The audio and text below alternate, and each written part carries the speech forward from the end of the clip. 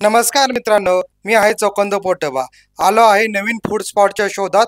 डांगे चौक येथील कोल्हापुरी वडापाव आणि नाश्ता सेंटर येथे आणि पाहणार आहे कोल्हापुरी कांदा भजी कशी बनते ते. तर चला पाहूयात.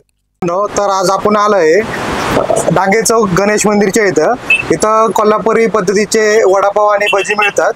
तर आपण साहेबांशीच त्यांची ओळख करून घेऊया. तर साहेब, तुमचं नाव काय? माझं नाव उत्तम पांडुरंग आरेकर. साहेब, हे तुम्ही कोल्हापुरी पद्धतीची भजी आणि वडापाव बनवताय, तर किती दिवस झाले तुम्ही इकडे चालू केलं? इथं चालू करून मला आता 1 महिना होतोय. पण मी काळेवाडी फाट्याला माझं सद्गुरू मिसळ हाऊस म्हणून चालू होतं तिथे 9 वर्ष होतं. आता मी इथं दुसऱ्यांदा चालू करतो. इथे 1 महिना झाला. त्या 1 महिन्यामध्ये आता मला बऱ्यापैकी रिस्पॉन्स आहे आणि तुम्ही येऊन पाहू शकता, खाऊ शकता. ठीक आहे, तर आता आपण कांदा भजीची रेसिपी बघणार आहे ना साहेब? आता तुम्हाला मी जे काय दाखवणार आहे ती कांदा भजीची रेसिपी दाखवणार आहे. तर मगाशी आपलं बोलणं झालंय की आपण आपल्या प्रेक्षकांना मोजमाप कळावं म्हणून आपण 1 किलोचं बनवणार आहे, बरोबर? हो, बरोबर. ठीक आहे, चला आता बनवूया. तर प्रथम आपण काय करणार आहे?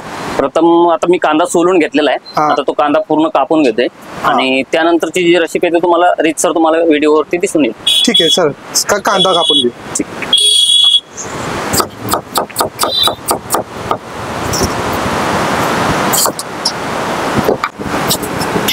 काय झालंय, पुण्यामध्ये कोल्हापूर म्हणजे तिखट खाणारे लोक असं जे काय लोकांचं हे झालंय, डोक्यात बसलंय की कोल्हापूर म्हणजे तिखट खाणारे लोक. तर हे तिखट खाणारे लोक नाही आहेत. तर कोल्हापूर म्हणजे टेस्टी देणारे, चविष्ट स्वादिष्ट देणारे आणि तुमच्या खिशाला परवडेल अशा रेटमध्ये तुम्हाला पोटभर खाऊ घालणारे, त्या लोकांना कोल्हापूर असे म्हणतात. इथं कोल्हापूरच्या नावावरती बरंच बोगस काय आहे, पण कोल्हापूरचे लोक बोलण्यावरून आणि त्यांच्या देण्याच्या पद्धतीवरून लगेच ओळखून येतात. तुम्ही बोलताय ते बरोबर आहे. लोकांना कसं लाल तिखट म्हणजे कोल्हापूर तिखट हेच तर, कारण मी आता अनुभवलं इथं या गाडीवरती. तर कोल्हापूर म्हणजे म्हणतात की हे झणझणीत आहे का, तर कोल्हापूर म्हणजे झणझणीत ह्याचा अर्थ असा आहे की गरम गरम देणे. म्हणजे तिखट म्हणजे फक्त चांगलं असं नाही, बाकीच्या पण टेस्ट. हो, नक्कीच नक्कीच. काय कोल्हापूर म्हणजे झणझणीत खाणारे एवढंच असं डोक्यात धरलंय. आणि मिसळ पासून सगळ्या गोष्टी बघितलं तर लोक असं म्हणतात कोल्हापूर तिखट असेल, पण एक वेळ खाऊन बघितलं तर समजेल की कोल्हापूर म्हणजे काय आहे. तसं कोल्हापूरचं नाव बरंचसं बदनाम झालंय इथं पुण्या सिटीमध्ये की तिखट खाणारे लोक असं. तर ते होऊ नये, कृपा करून. कोल्हापूर म्हणजे चविष्ट आणि स्वादिष्ट देणारे लोक आहेत आणि ते तुम्हाला पोटभर खाऊ घालणारे लोक आहेत. कमी रेटमध्ये चांगल्या पद्धतीने देणारे लोक.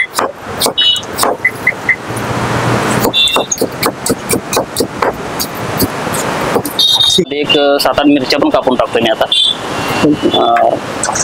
जास्त तिखट नसते, पण मिरची लागते थोडीशी, म्हणून चवीसाठी थोडीशी मिरची घालतोय तिखट म्हणून. म्हणजे 1 किलो साठी साधारण 7-8 मिरच्या घालतो. एक 7-8 मिरच्या त्यामध्ये घालतो.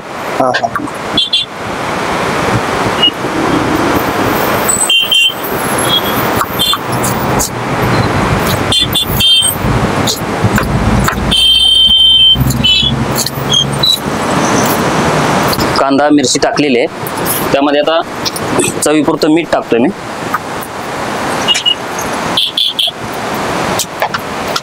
थोडासा ओवा टाकतोय. हे एक टेबलस्पून ओवा टाकलेला आहे. 1 टेबलस्पून ओवा टाकलेला आहे. बाकी हे सगळं असं न पाणी टाकता त्याला थोडंसं लावून घ्यायचं, असं मिक्स करायचं. धनिया थोडा टाकून घ्यायचा आहे. आता मी थोडा धनिया टाकतो याच्यात. धनियामध्ये म्हणजे अख्खे धने टाकले तरी चालतात आणि कोथिंबीर जरी कापून टाकली तरीही चालतं. म्हणजे जसं जी गोष्ट आपल्याकडे जसं आहे तसं तुम्ही तुमच्या घरामध्ये जसं जे काय आहे ते टाकू शकता. त्या म्हणजे ऑप्शन आहेत आपल्याकडे, ऑप्शन दोन्हीतलं कुठेतरी आहे. ओके. आणि दोन्ही वापरलं तर अजून काही हरकत नाही. दोन्ही वापरलं तर अजून चांगलं लागेल. त्यामध्ये हा कढीपत्ता आहे. कढीपत्ता मी डायरेक्ट टाकून देतोय की कांद्यामध्येच. म्हणजे आपल्या ज्या पद्धतीने आवडतं तेवढा कढीपत्ता घ्यायचा आहे. हो. काय असं माप ठरलेलं आहे? मापाचं असं काय नाही. आपल्याला वाटतं की आपल्याला कळून येतं की 7-8 पानं टाकलेत आपण की आता बाद झाला कढीपत्ता, समजून जातं. मी आता यात बेसन टाकतोय. आता आपण 1 किलो कांदा घ्यायचा तर 1 बेसन किती किलो. टाकायचं? बेसन बघा तरी पण एक पाव किलो लागेल. पाव किलो बेसन लागेल. पाव किलो बेसन लागताना ह्यामध्ये फक्त पाणी नाही घालायचं. पाणी नाही. हे मीठ आणि कांदा जे हे झालेलं आहे त्याच्यावरतीच हे सर्व करून घ्यायचं. मीठ टाकल्यामुळे कांद्याला पाणी सुटलेलं आहे आणि त्या पाण्यामध्येच ह्याला आपण मळून घ्यायचं आहे. मळून घ्यायचं म्हणजे आपल्या ज्या भजीची खासियत आहे तेच आहे की बिना पाण्याची भजी आहे. हो, पाणी नाही घालायचं. पाणी घातल्यामुळे ह्याचा जे क्रंचीपणा जो करकरीतपणा आहे तो निघून जातो. तो राहत नाही. म्हणजे साधारण किती वेळ मिक्स करायला लागतंय? मळून ठेवल्यानंतर एक 5 मिनिटं याला बाजूला ठेवायचं असंच. म्हणजे मुरायला ठेवायचं आणि मग तेल गरम करून सोडून द्यायचं. तेल शक्यतो जास्त गरम नाही करायचं. मध्यम आचेवरती ठेवून त्याला भजी सोडून द्यायची. मग आता आपण जेवढे आता घटक टाकले तर अजून काही घटक टाकायचे आहेत का? नाही, एवढेच घटक. एवढे. आता मी फक्त यात धनिया टाकणार आहे, बाकी काही नाही टाकणार. आता आपण ह्याच्यात काय काय टाकलंय परत एकदा सांगा ना, आपण काय काय टाकलंय? कांदा 1 किलो घेतला, त्यामध्ये 7-8 मिरच्या घातल्यात, त्यानंतर 1 टेबलस्पून मीठ घातले, 1 टेबलस्पून ओवा घातलेला आहे आणि त्यानंतर फक्त कढीपत्ता टाकून बेसन टाकलेलं आहे. आणि आता अख्खे धने किंवा आपल्याकडे अवेलेबल असेल कोथिंबीर टाकायची. आणि एक 5-10 मिनिटं मुरत ठेवायचं. ते मग तळायलासाठी आपलं रेडी आहे. आता हे बेसन लावून झालेलं आहे. त्यानंतर ह्याला मी 5 मिनिटं ठेवून देतो. 5 मिनिटं मुरण्यासाठी ठेवायचं. एक 5 मिनिटांमध्ये ते मुरतं आणि तोपर्यंत मी तेल गरम करून घेतो. ठीक आहे, चालतंय. तेल गरम करून घेतो. हे आता मी हरा धनिया टाकतो यामध्ये. हरा धनिया टाकून एक वेळ परत मिक्स करून घेतोय.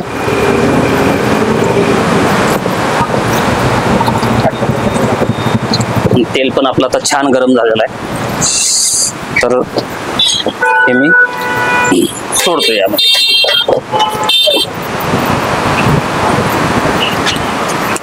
भजी सोडत असताना हे तुम्ही अशी एक सोडली तरी चालतात. हे आमचं कसं रोजचं असल्यामुळे आम्ही एका टायमाला असं सोडून देतो.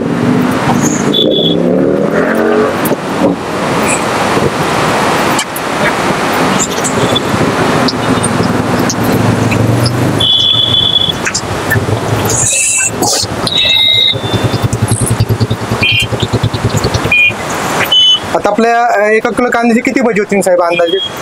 1 किलो मध्ये अंदाजे 5-6 प्लेट होतात. 5-6 प्लेट. एका प्लेट मध्ये अंदाजे 6-7 भजी असतात का? भजी आम्ही अशी नगावरती नाही देत. आमच्या हातात जेवढी बसतात नाही, प्लेट मध्ये जशी बसतात तशी देतो. कारण ही खेकडा भजी आहेत, ही अशीच असतात. ही नगावरती दिली जात नाही. आता तुम्हाला मी देताना पण दाखवीन कशी देतात. पण ही नगावरती नसतात की 1, 2, 5 असं काही नसतं. प्लेट मध्ये किती बसतात ह्याच्यावरती ते असतं.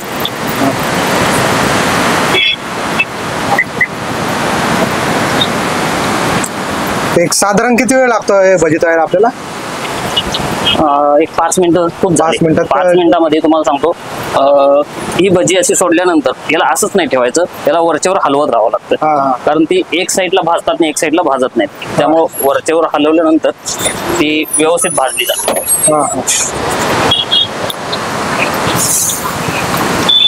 आता भजी तळायला चालू केल्यापासून सुगंध एकदम चांगला यायला लागला भज्यांचा. आपण तेल कोणतं वापरतोय? आपण ह्याच सरकी तेल वापरतो. सरकी तेल.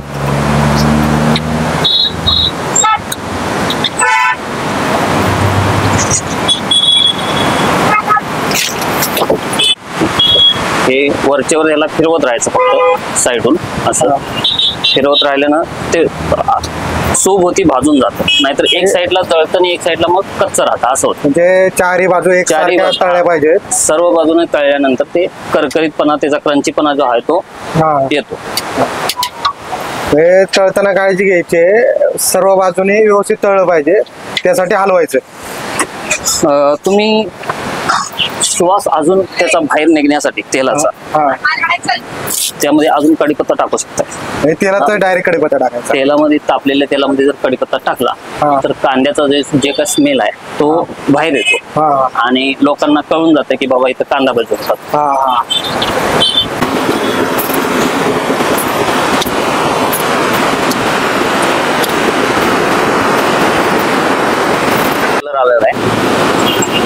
लाल कलर आल्यानंतर भजी आपण काढून घेतोय. तर ही आपले छान तळून झालेले आहेत. छान आहे, एकदम छान. आणि ही अशी करकरीत लागतील आता तुम्हाला.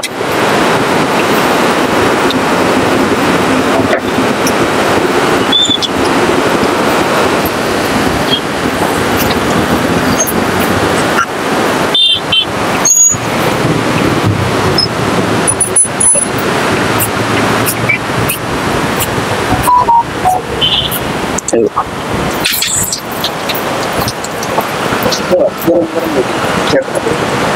2 मिनिटं सर ते. तरी भजी तळून झालेत आणि ही अशा पद्धतीनं प्लेटमध्ये घालतो. यामध्ये पीस मोजले जात नाहीत, तर ही प्लेटमध्ये जशी बसतील तेवढी द्यायची. थोडीशी मिरची द्यायची वरती. आणि डिश अशी त्यामध्ये थोडा पत्ता कोबी कापून टाकला तरी अजून छान लागेल. ठीक आहे, आपली आता अशा प्रकारे मिरची भजीची प्लेट तयार आहे. ठीक आहे, धन्यवाद साहेब. ठीक आहे. कशी टेस्ट वाटली? कोल्हापुरी भजी, कोल्हापुरी भजी झणझणीत भजी, आवडीने या, आवर्जून खा अशी भजी येते. म्हणजे चालू झाल्यापासून तुम्ही नेहमी येते का इकडे? हो, कंटिन्यू रेग्युलर मी असतो कस्टमर इथं. म्हणजे तुम्हाला आवडलेले? हो, 100%. माझ्या फॅमिलीवर पण मी घेऊन जातो तिथं पार्सल. काही प्रॉब्लेम नाही, काही त्रास नाही, काय नाही. व्यवस्थित क्वालिटी व्यवस्थित आहे, सर्व्हिस व्यवस्थित आहे, रेट व्यवस्थित आहे, रिजनेबल रेट आहे, सर्वसामान्य माणसांना परवडणारा रेट आहे. ओके ओके, धन्यवाद सर.